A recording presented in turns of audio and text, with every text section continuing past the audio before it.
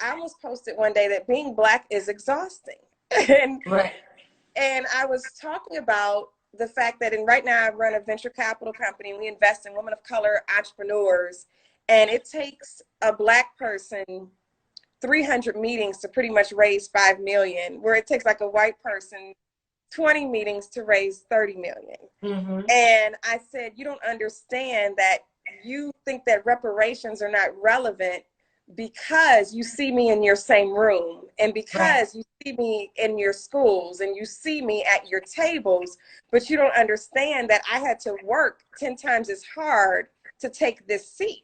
Right. Therefore, it is exhausting. And yes, reparations are needed because I shouldn't have to work That 20 hard. hard to achieve the same exact thing. As, Like that doesn't have to be the case. yeah, and sometimes the other case is that sometimes there are other people who haven't worked as hard, who aren't, and not to say that it's a black white thing, but just people who haven't done that type of work and don't have that type of information and haven't had to apply themselves that way, and then they get opportunities that you're fighting just to get a chance at, let alone actually get, you know? Mm-hmm. But yeah, even as you're talking, like my whole brain is like swirling, thinking about, Viola Davis talking the other day and saying, Yeah. how they're saying, well, you're the Black Meryl Streep, and, how hard she has to fight when she's had a career very similar. She's won the type of awards. She has the type of accolades, and she absolutely has the talent. And Mm-hmm. she still has to fight for those type of opportunities and still isn't getting paid near as much money as those women are.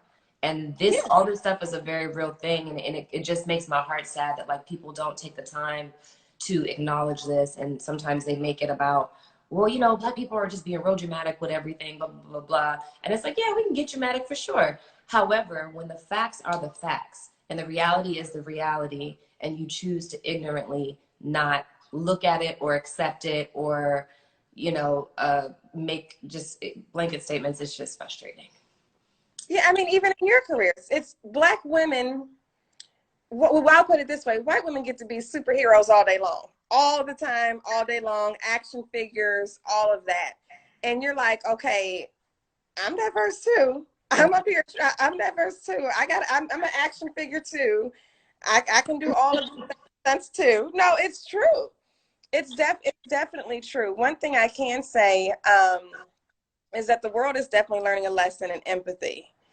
And because we had to experience COVID together, that's the first time we were ever in a position where we all had to experience one thing together. Right. Ever, ever. So I do think, like I say, with the awareness going on, I do think that we are getting to definitely a place of growth. Right. And growth doesn't always happen to feel good. Right. So growth comes with those different things, but at least we know that we're experiencing growth. Change doesn't always mean that it's comfortable. People are having discussions that are not necessarily easy, I don't but think they're it is. definitely necessary. Yeah, I think it's painful, but I think, unfortunately, I think in a way it has to be in order for real change to happen. And that's definitely the season that we're in. And so, as I said, I am thankful for that. And I am appreciative. Mm-hmm. I am praising God for that. And I do feel blessed to be young enough and old enough to understand exactly what's going on and to play a role in it and to do, anything that God would have me to do. But yeah, it's a difficult, but in a weird way, really good season too. Yeah, I love what you said when you said I happen to be young enough and old enough. Aren't we in a good place? I love that. No, it just hit me when you said that. But yes, to definitely even tie this into where we're at right now with the book, the Fearless Money Mindset book party. And I was like, I have to get my girlfriends together. So thank you for joining me. Your husband joined during the tour and shared all of these gems. So I'm so happy, of course, to have you.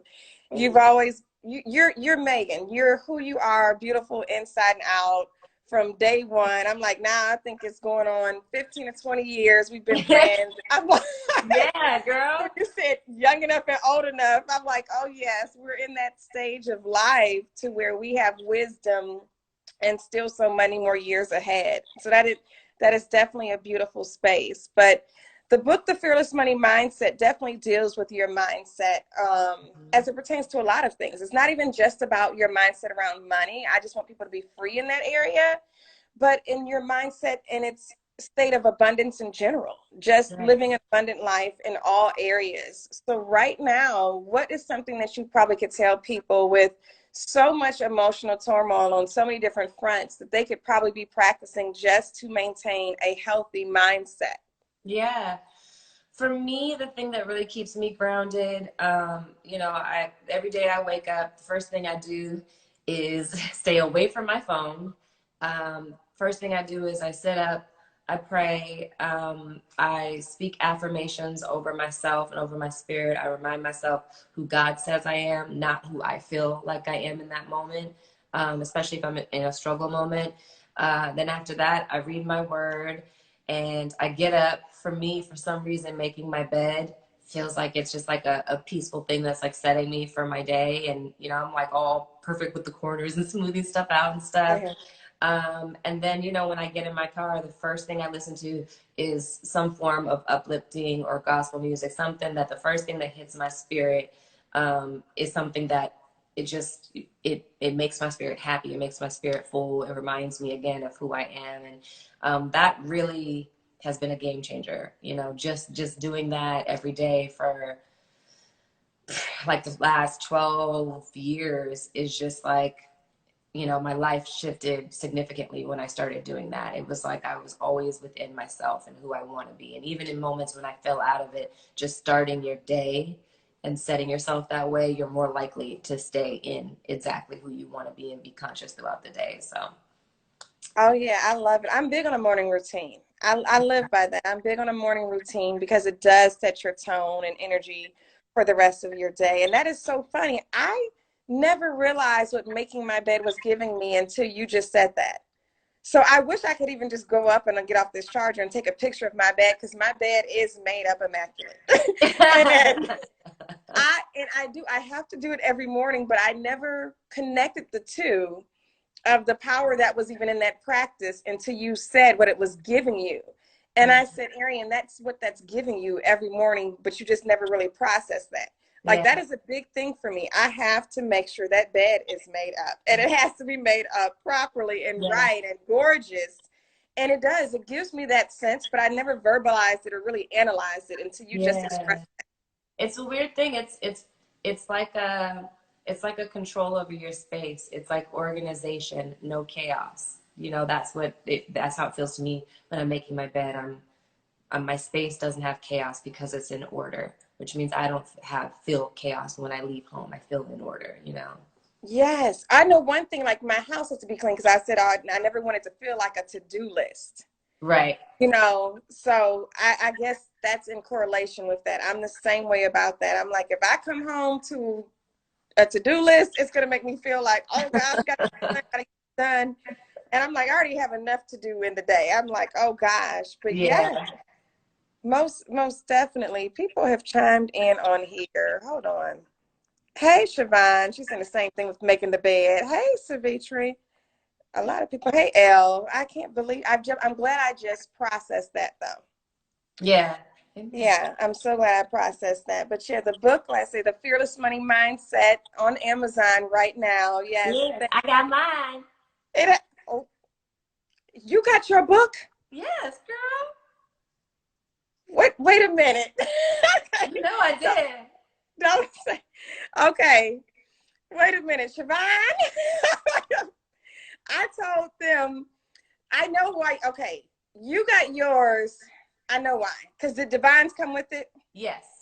It's That's because Devon did the pre-order Yes. way before. Before, yeah. Yes. Okay. Yeah. That's what happened. Okay. Because I'm like, I told them to hold you all's books a few weeks so that you guys would get it at around the release. But yeah, that's what happened. Because That you're is like, what I got happened mine. though. Because I'm like, just for clarity, the package said Devon on it, not Meagan. are you serious? Did it? Yes. Okay. I thought you were trying to help them out. Siobhan just said, Lord. No. Okay. Because I'm like, wait a But you minute. know what did say Meagan though? Oh, yes, Oh my her girls. I was Her so girls. excited. He said, that your husband found. He was trying to steal my stuff. I was like, you know what? You need to calm all the way down. He is hilarious. What, does he have hair out right now to even put that on? No, he keeps shaving it, but he was looking at the shampoo and the conditioner and then the growth scalp treatment and stuff. And he was just like, oh, I want to try that. I'm like, you know what? This is for me. Let me see how it works first. I'll let you know if I have any left. Hilarious. So if anybody else wants Meagan's package of her product she's showing, just go follow @Curls and comment on their first post. They're doing a giveaway, so you guys can definitely win the same exact package that she received. That is funny, because I was like, is it there? You're like, girl, my husband found it. I was like, what? Yeah, I was like, what is going on? But I knew he'd find it. He knows where to look, so. Oh my gosh, hilarious. So yeah, I was talking about the book has 7 principles in it. There's a belief principle in the book, which talks about, just choosing what you're going to believe and how powerful that is. People don't even realize not making a decision is like you've still made a decision. You made a decision not to make a decision. And just what you're choosing to believe is going to be just the foundation that's going to set you up for life. And the next principle is on the thought principle. And it's really about just policing your thoughts and guarding your mind. The things that we allow to come into our mind, we have to make sure that we're mindful of those. If a negative thought flows in, we need to remove it and replace it with a positive thought at all times, just for us to stay in a healthy mind state. The third principle is on the speech principle. We need to speak things that are in alignment with what we desire, which is what I love when you said I speak affirmations and I speak these things over myself in the morning. Yeah. And your husband, what did he say? He even says his name. He doesn't say I am. He says divine. When he says his affirmations. I didn't know that. She said, I didn't know that. Oh, baby. That's cute. Yes. So cute. Then the fourth principle is the action principle, which is that you're going to have to put in some work and, with your faith in order to produce what it is you desire to produce. And the fifth one is one of my favorites, and it's only a favorite because I'm a big giver. It's the sowing principle. Amen. And it's about when you just live in that space, how things just continually come back to you. And not that we're even giving to get.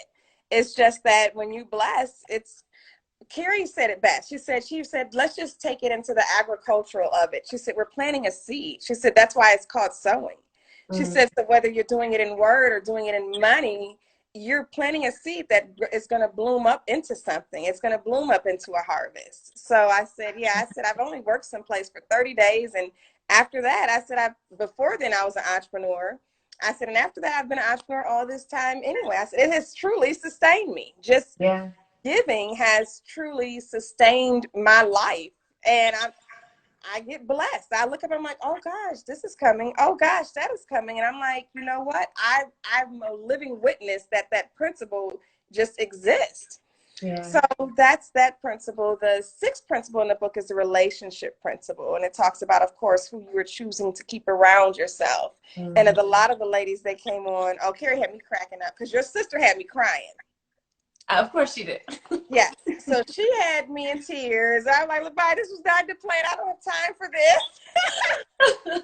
And then when Carrie chimes on, she said, oh, Lord, you're crying. She said, honey, the good girls is in both of you all. She said, they'll do that to you. She said, those good girls will get to pouring into you. She said, the next thing you know, you look up and your makeup is a mess. And you're just like, oh, I got to put it together. And I said, that just shows you, we were complimenting just on the beautiful spirits that you guys are inside and out. I said, they are some rare gems. They are truly some rare gems that they are going to pour into you like never before. So the relationship. Oh, did you read your book? No, not yet. I just got it yesterday. Did you read the inside, my letter to you? No. Okay, that's fine. Because I started, when you said, I'm going to make you cry, I was crying. You can ask Lauren. She's on our staff. She was sitting here. I was sitting on the floor writing, and the tears started running down my eyes so strong as I was writing to you. And she said, are you okay? And I said, you don't understand how beautiful my friend is. I said, I'm just trying to hold back the tears. I had to start to end it kind of soon because I was just becoming a mess. I was like, let me just wrap this up and pull this together. And it even says, I said, there's tears in my eyes as I'm writing this. So as far as just the relationship principle, as far as who we keep around ourselves is just so important to our mindset and into how we just live our lives. And the last principle is on the stewardship principle, just being a great steward over the things that we've been given.